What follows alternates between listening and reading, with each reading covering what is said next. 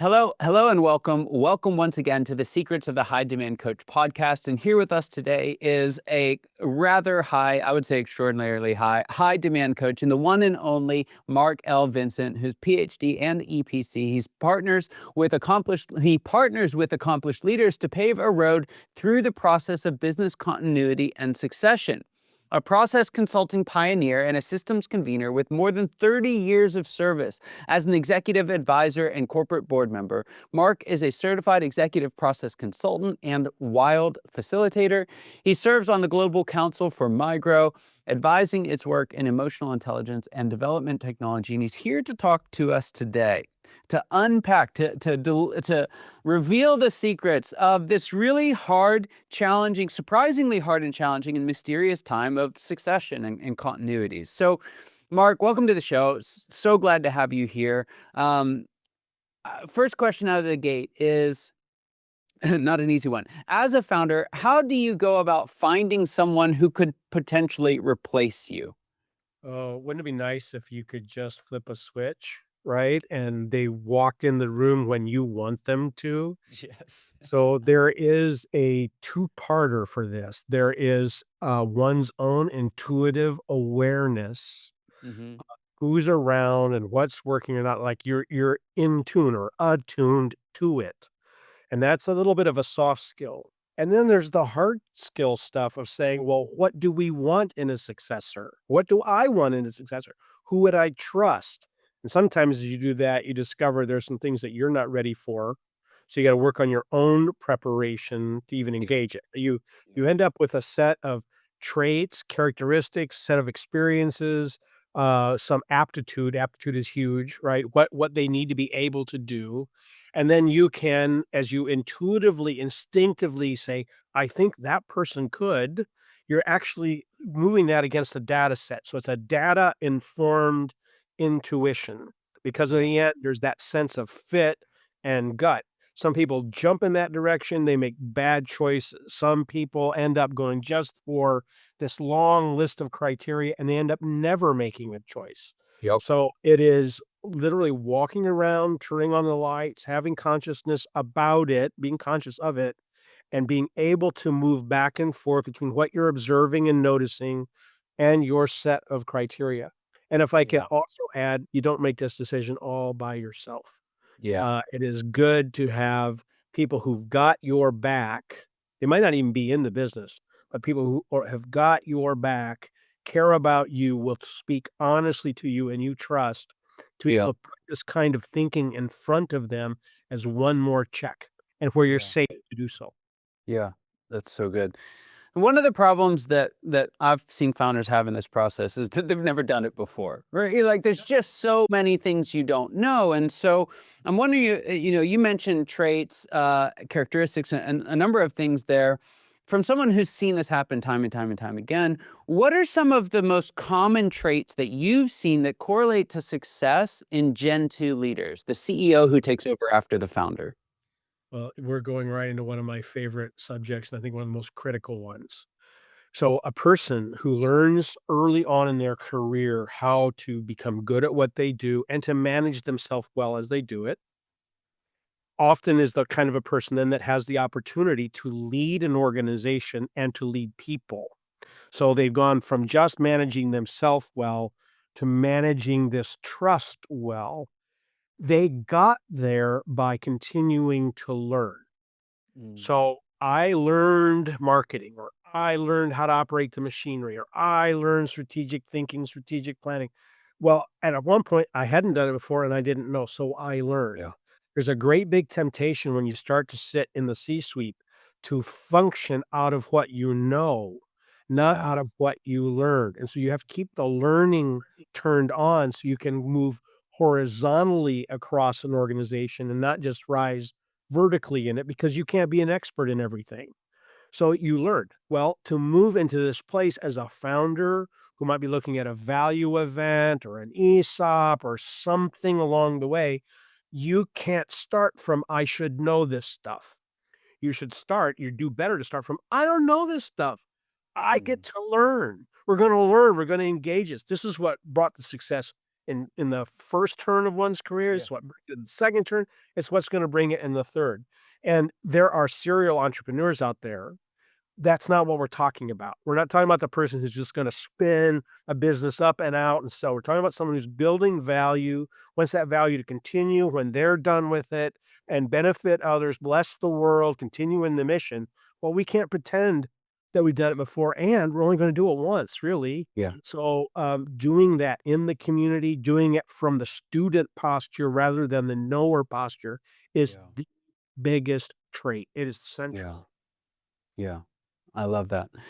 And so there's this principle that I use for folks that are in this stage, and that is that the secret, I think, to succession working well is that you're not trying to find someone to pursue your vision for the future, but to offer a new vision for the future, but someone that you trust to do that. So there's continuity to it. Right. The values stay largely the same. There's a lot of things that have to stay the same. Otherwise, we forget who we are. But I think one of the common mistakes that folks have, especially when they use that intuitive approach and they look around and they're just kind of thinking, who's the best of the people that I have here, right? Who's the one that I trust the most? Well, when you're leading, what do you trust other people to do to execute your vision, right? That's what that trust is founded on to some extent, not in a narcissistic kind of way. But when we're looking at the future, if you're not going to be there, that's a very different question. Would you agree? Oh, I completely agree, and I think you said this so well that I don't know that there's anything I can add to it. I can, touch on a resource that we really like to see involved here. A leader who's led well and actually has helped to achieve a vision, Mm, has a leadership philosophy that they operate by. And it's usually not external, like, they haven't written it down in some way. We're not talking about the book of the business, although for some, that's what it is. But to be able to say, "Here's how I've operated." So now a successor who's gonna be taking responsibility for the vision yeah. can know what it is and not have to trip over anybody's invisible suitcase. They know what it is, they can reject it for something better, they can amend it and add to it if it is a working kind of a vision, but they've got something to work with and they don't have to guess at. We Yeah. often, work with leaders at that point and invite them if they're not a creative, like, "I don't know, I just run this business." We start saying, "What do people say you say all the time?" And if they Mm, don't know, let's go interview. Let's go talk to your spouse. Let's talk to a couple of your key lieutenants. Let's talk to a couple of key customers, maybe somebody you've mentored, and we're gonna ask them, "What does Jim or Joni always say about leading?" And you'll find that, every time I've done it, there's repeating statements. "Ah, yeah. okay, now we know what these principles are. Let's dig down underneath that. Why do you say that?" Mm, And the leadership philosophy emerges, usually very practical. It might be 10 or 20 points. Just these are the things I've operated by. Now it exists. It's in the real world. So a yeah. successor doesn't have to function in ignorance and just try to force something in and then get surprised when it doesn't land well because they didn't have the full context. Yeah. Yeah, I love that. There's this really cool through line. Stages 5 and 6 are what we're talking about here for folks who know the founder's evolution. But stage 7 is that visionary founder stage where you kind of get back into the game just for the love of the game, right? Mhm. And mentoring and contributing, and there's all kinds of cool stuff. I have found the seeds of what you'll do in stage 7 exist in that document, right? They exist in that philosophy, that way of looking at it. And so it's this really cool, like, not only is it helpful for the transition from stage 6 to 5 to 6, but also helps you in the transition from stage 6 to stage 7 when you're ready. It's fantastic. So dialing in on the successor themselves. So this is someone who's got a vision for the future, you trust them. Um, One of the challenges, if you go like way back to the beginning of the founder's journey, when they're hiring their first couple employees, there's this big rift of like, you're not hiring you, you know? And this is kind of the ultimate test of that, because if there's any one person that would be as close to you as you, it's going to be whoever takes over after you, right? But they're not the same. So, in what ways will the CEO's job who's taking over after you be different than the founder's job when they step into the CEO seat? Well, let's acknowledge that if you've been successful, the role has grown with you as the founder. and you embody it, and you've Mm. got this inherent knowledge, and intuition that's deep in your neural pathways. The successor doesn't have 15 or 20 or 30 years. They don't know every name. They don't know everything behind every decision. So one of the things that often happens is to create a realistic job description for that role, knowing that some of the founders' roles are going to split out. The Yeah. best one that I've worked with usually is not a one-to-one Yep. switch. That 100. person is going to be stepping up into something, and we're even better if we imagine it being an organization with an even greater capacity. Yep. So if we're going to be good in this predecessor and successor role, we're slingshotting them forward, not putting obstacles up that they have to walk around. Yes. So I need to be thinking as a founder, what's it gonna be like when the business is 25% larger in 2 years or whatever Yes. our strategic plan is calling for? Yes. What capacities are we gonna be needed? What's the talent that's gonna be needed? And out of that, the actual role emerges. Yes. And one of the reasons why, this succession takes place is that when I'm doing that kind of work, I begin to discover, A, I'm not the person to run it from here. Yeah. I don't wanna run it from here. Yeah. That's not where we're going, but it's all fruit of the success that we've had. So Yeah. if I'm ready to break my role up appropriately and to do it with that larger cast in mind, it really opens up the flower to decide what is the job from here, and it's not about just replacing me, it's about Yeah. the future, and it sets that person up in a visionary seat from the beginning. Yeah. I totally accidentally stumbled upon that whenever we were going through our own succession in my past job when I was selling and replaced me with 3 people. And like they crushed it. I mean, just the amount of growth that they achieved, especially the first few years after I was gone, when I was no longer the limiting factor, which is a bit of a hard pill to swallow, you know. But any one person would have been. So I couldn't agree more. Yes, there's someone at the top. It's not just a team, but it's also a person and the team that they're leading that are really Yes. important. I Yeah. think that's such an important point. And I love the idea, and it's so funny because you have these visionary leaders who've built something from nothing. It's so easy to fall into the trap of thinking you're handing over what is, not what will be. And so that idea of what's this going to look like 25% big, such a great principle when you're looking at what needs to come next. Um, The other thing that I like about this, and I'd like to unpack this a little bit, is one of the temptations because being CEO is not a bad gig, right? Like it's got some perks that come with it, especially when you optimize it for you and you design the right team around you. It can be a great season of life. One of the challenges is that's really comfortable, in a lot of ways, that's very comfortable. And so what tends to happen if we're not careful is that we'll wait until things get a little rough before we really take the process seriously or before we really hand it off to someone else. And while that might be fine for you and how you exit, it tends to put those who follow behind you at a significant disadvantage. So when you're looking at this process for folks, I guess the very first question is, when should you start the process? Well, the consultative answer is day 1, right? You should be doing that, but there's this moment where you begin to realize that in a next strategic arc of some kind, like middle of big planning or something, that you aren't really gonna be the right person for that moment, or you don't want to. You'll have had too many birthdays, you've got plans, whatever that is. At that point, you're probably verging on too late Yeah. to do this well. So that's just kind of what disciples like, don't delay any longer, right? To be ahead of that a little bit more, you're thinking, and I have really found a lot of benefit in this. You're linking business continuity with succession. In a Yes. lot of organizations, continuity planning is over here in the finance department or something along that line, and succession planning is some breakout of HR, or maybe it's being handled with a board or something that's saying, "Look, we wanna know what the bench is." The insurance company wants to know what the bench is, so you tend to be not working together. I would Yeah. submit, and I've become deeply convinced that succession is a fundamental part of business continuity, and they ought to be brought together. So, all along, we need to be planning the bench, we need to be planning the moves, we need to have that grid, what happens if someone's hit by a bus, sudden Yeah. illness, whatever, where we can move people up and out. Where this gets scary is that you'll end up developing more talent than you can hold Yeah. at the company. Yep. And I love some of the companies that are out there, I could get specific, but, that have said, "We're gonna bless our marketplace.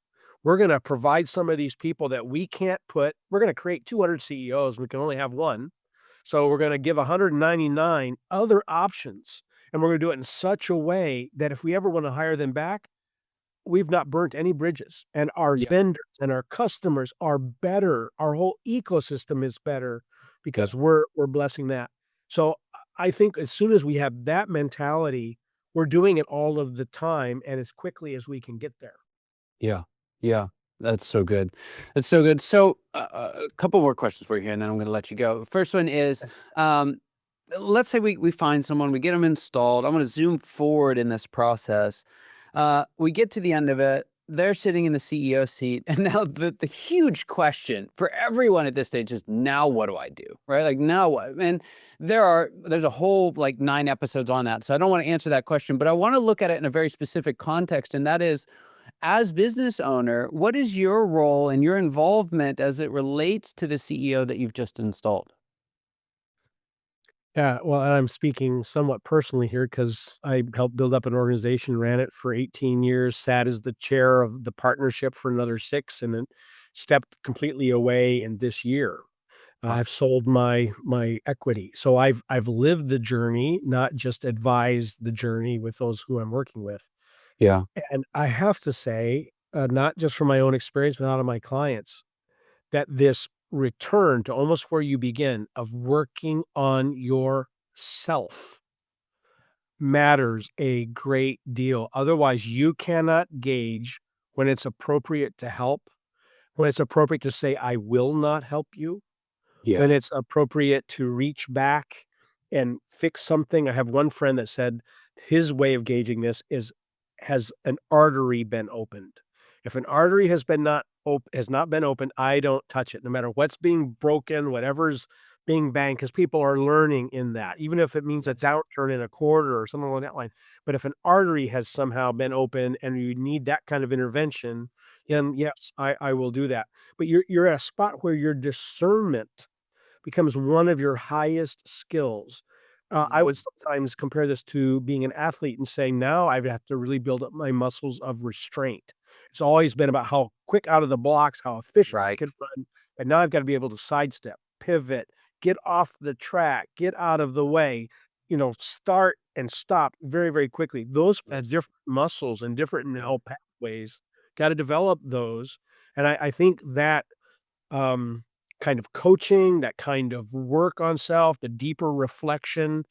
For some people, they've not developed that very much in their life, and Mm. now it becomes a significant challenge. But that's where the real strength and wisdom rises, and the really quality relationships between a predecessor and a successor happen. Yeah. So if I'm the CEO, I've got to start moving in that direction already. I can't wait until I'm fully retired, done. Now I don't know what to do. I have to start preparing myself for that future, just like I'm preparing the business for its future. Mm. That's so good. That's so good. I love that. If an artery hasn't opened, it's a great, great principle, because stuff is going to go wrong. It's not if things go wrong, it's when, right? And to what degree. So, Yeah. that's that. It's just a great principle, because there's a tension there. Like, you're not selling necessarily, not yet. You don't have to, and so you're still in, but not. And so, defining those with some ground rules, and knowing yourself in the process is very, very important. Mark, before I let you go, one more question. What would you say is the biggest secret you wish wasn't a secret at all? What's that one thing you wish everybody watching or listening today knew? I think one I keep returning to over and over and over again is that going slow is going fast. So, we've got an awful lot of public examples right now of reactive leadership, just throwing everything at it and seeing what sorts out and comes up, and it puts everybody else into a reactive state. So everybody around you cannot actually bring you their best, and they're all watching you. You become the Got show. it. And so that just diminishes the capacity of the organization. Even if it's doing more, it's very, very wasteful. By Mm. slowing down enough to be thoughtful and reflective, we're not talking about being indecisive. We're talking about being able to see and think and use the executive function of our brain rather than the reactive portions of our brain. We will have one meeting instead of 5 meetings. We will get 5 decisions made in one meeting instead of half of a decision made in one Yeah. meeting. And over time, the momentum builds. So that take the deep breath, check in with the peers around the table. How we doing? How you doing? Let's get in this spot where we can think together. Yeah. Feels like we're parking, but we're not. Actually means every next step builds momentum rather than it being having to cast it aside. I wish I'd known that earlier in my life. So good. So good and so hard. Yeah. It's awesome. So, Mark, there's some folks listening. They've been thinking about this. They know it's time to take action. They don't want to do it alone. They'd love to have some support. How do you guys help, and where can they find out more? Well, let's start with where they can find out more because I recently just set this domain up as I exited from my own business. So we just have marklvincent.com and you need the letter L. Otherwise, you'll be looking at Vin Diesel, who shares my given name, or there's an opera singer out of Australia who's also called Mark Vincent. You won't find me unless you use L, but marklvincent.com. And there's really 2 things that we're doing. One is the executive advising with people who are in that spot. They're in the CEO seat. Maybe they're board members working with the CEO, and they're trying to figure out how do we build this for smooth continuity into the future. And sitting there in those moments, helping them build that, scale that is just a great love. Yeah. And then for some, they need to do it with others. They can't just do this by themselves. So I put together some peer groups that runs for a couple of years just to work at that in a community of other people who are working on their story. It's called Yeah. Maestro Level Leaders, and maestrolevelleaders.com is a place a person can go and find out more information about those peer advisory groups. Brilliant. We'll get both of those links, markelvincent.com, levelleaders.com, in the show notes. So do check those out, particularly those of you in stage 5 or looking toward stage 6. Fantastic resources. You don't want to do it alone. Mark, what a privilege and honor having you on. Just a joy having you on the show here today. Loved this conversation and cannot wait to see what you can do with folks who reach out for more help. And for those of you who are watching and listening, you know your time and attention mean the world to us. I hope you got as much out of this conversation as I know I did, and I cannot wait to see you next time. Take care.